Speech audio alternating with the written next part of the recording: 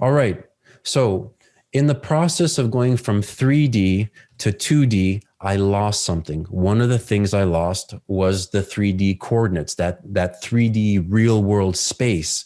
So as a result, I don't have scale. Okay, so let me go back again. If I go and I try to take this projection here, this point, and I come back out through the lens and I go back out and I'm somewhere around the bum. Then I go one to the antenna here and I go back out and I got one near the antenna. The problem here is that I don't know where along these lines the ant is. I've lost that information. So I don't know that the ant is really small or the ant is a 10-meter monster. Okay, I have no idea of scale.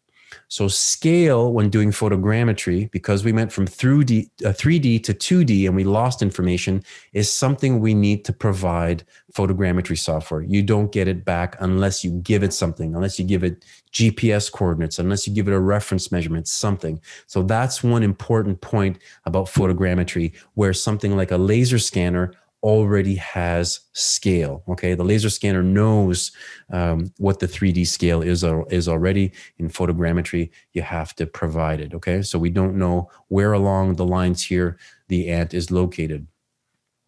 The other thing that we don't have is a coordinate system. So let's say I've got this spider here and it's sitting on this little white block. Well, I have some axes here. I got the x-axis, the y-axis, and I know the z-axis is up here. When I have the model, okay, it has no idea. The model gets created one way or it's on the side, and you'll see that often in photogrammetry software. The models get completely disoriented. And that's because when you take a photograph, there's nothing telling the camera, you know, this is a plumb bob or a plumb line, which is perfectly up.